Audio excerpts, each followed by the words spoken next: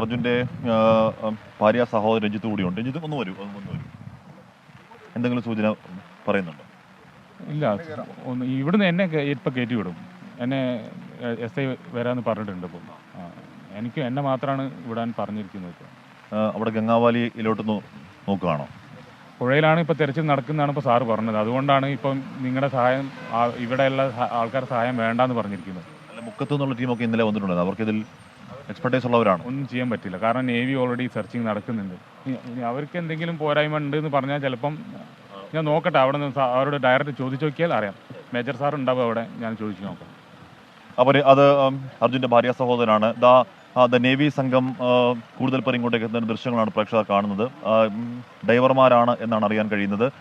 അതെ, നേവിയുടെ ഡൈവർമാർ ഇങ്ങോട്ടേക്ക് എത്തുകയാണ്. നേവിയുടെ ഡൈവർ സംഘം, 7 ഡൈവർ സംഘം എന്നുള്ള കൂടുതൽ പരിശോധനയിലേക്ക് കടക്കാൻ നേവി എന്നുകൂടെ മനസ്സിലാക്കാൻ. നമ്മൾ നേരത്തെ കണ്ടതാണ്, നേവിയുടെ ഒരു സംഘം ഇപ്പോൾ പരിശോധന തുടങ്ങുന്നുണ്ട്. ഇതിപ്പോൾ കുറച്ചുകൂടി വിദഗ്ധരായ ഡൈവർമാരുടെ സംഘമാണ് ഈ വാഹനത്തിൽ അങ്ങോട്ടേക്ക് പോയത്.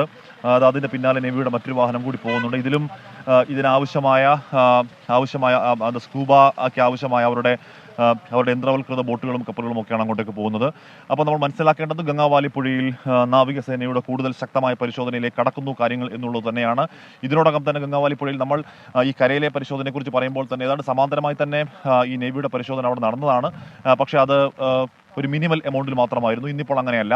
ഇന്നിപ്പോൾ കരയിലെ പരിശോധന, ഇന്നലത്തെ ആ സിഗ്നൽ, വ്യാജ സിഗ്നൽ കിട്ടിയതോടുകൂടി നമ്മൾ ആ കരയിലെ പരിശോധന ഏതാണ്ടൊക്കെ ഓൾമോസ്റ്റ് വൈൻഡപ്പ് ആകുന്നു. പക്ഷേ സമാന്തരമായി കൂടി അവിടെ പരിശോധന നടത്തുന്നുണ്ടെങ്കിൽ കൂടിയും ഇന്നിപ്പോൾ ശ്രദ്ധാകേന്ദ്രം, ഇന്നിപ്പോൾ ഫോക്കൽ പോയിന്റ് എന്ന് പറയുന്നത് ഗംഗാവാലി പുഴ തന്നെയാണ്. നമ്മൾ നേരത്തെ കണ്ടു, നാവികസേനയുടെ കുറച്ച് ഉദ്യോഗസ്ഥർ അകത്തേക്ക് പോകുന്നു. ഡൈവർമാരാണ് അവർ കുറച്ച് വിദഗ്ധ പരിശീലനം ഡൈവർമാരാണ്. അവർക്ക് മാത്രമേ അവിടെ എന്തെങ്കിലും ഒന്ന് ചെയ്യാൻ കഴിയുകയുള്ളൂ. നമുക്കിവിടെ കേരളത്തിൽ നിന്ന് മുക്കത്ത് നടക്കം ഈ മേഖലയിൽ വലിയ പ്രാവീണ്യം കിട്ടിയ സ്കൂബ ഡൈവർമാരുടെ സംഘം അവരുടെ വാഹനത്തിൽ സ്വമേധയാ വന്നിരുന്നു. അവരെയൊന്നും പക്ഷേ അകത്തേക്ക് കടത്തി വിടുന്നില്ല. നേവി അതിന്റെ നിയന്ത്രണം പൂർണ്ണമായി ഏറ്റെടുത്തിരിക്കുന്നു. അല്പസമയത്തിനകം ഈ അർജുന്റെ ഭാര്യ സഹോദരൻ രഞ്ജിത്തിനെ മാത്രം അകത്തേക്ക് കടത്തിവിടും എന്നുള്ളതാണ് അറിയിച്ചിരിക്കുന്നത്. അതിനുശേഷം അവിടെ പോയി മേജറിനോട് സംസാരിച്ച് രഞ്ജിത്ത് ഈ മുക്കത്തെ ആൾക്കാരെയും ഇവരെ രക്ഷാദൗത്യ പ്രവർത്തകരെയും ഒക്കെ അങ്ങോട്ടേക്ക് എത്തിക്കുക എന്നൊരു ശ്രമം നടത്തി അത്രത്തോളം വിജയിക്കുമെന്ന് അറിയില്ല. ഇന്നിപ്പോൾ കുറച്ചുകൂടി നിയന്ത്രണങ്ങൾ കർശനമാക്കുന്നു. ഇന്നിപ്പോൾ അധികം ആരെയും അകത്തേക്ക് കയറ്റി വിടേണ്ടതില്ല എന്ന് പോലീസ് കർശനമായ നിലപാട് സ്വീകരിക്കുന്നു. ഇന്നിപ്പോൾ നമ്മൾ ഇന്നലെ ഈ ചെക്ക് പോസ്റ്റിലൊന്നും അധികം ആൾക്കാരൊന്നും ഉണ്ടായിരുന്നില്ല. ഇന്നിപ്പോൾ കൂടുതൽ പോലീസുകാരെയൊക്കെ നിർത്തിക്കൊണ്ട് രാവിലെ പറഞ്ഞിരുന്നു, ഒരു കാരണവശാൽ നിങ്ങളെ അകത്തേക്ക് കടത്തി വിടേണ്ടതില്ല എന്നുള്ളതാണ് SP-യുടെ നിർദ്ദേശം എന്നൊരു പോലീസ് ഉദ്യോഗസ്ഥൻ പറയുന്നുണ്ടായിരുന്നു.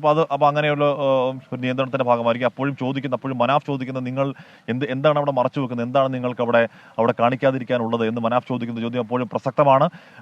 നമ്മൾ ഇവിടെ തന്നെ നിൽക്കുകയാണ്.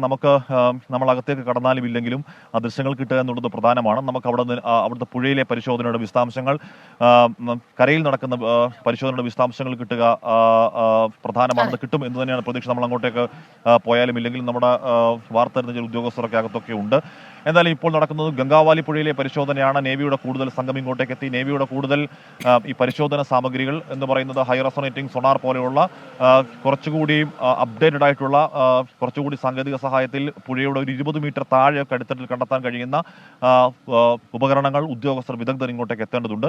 അതുകൂടി വന്നു കഴിഞ്ഞാൽ കുറച്ചുകൂടി എളുപ്പമാകും കാര്യങ്ങൾ. അപ്പോഴും മഴ പ്രശ്നമാണ്. മഴ ആഞ്ഞു കനത്തു പെയ്താൽ അത് രക്ഷാദൗത്യത്തിലുണ്ടാക്കുന്ന തിരിച്ചടി ചെറുതല്ല.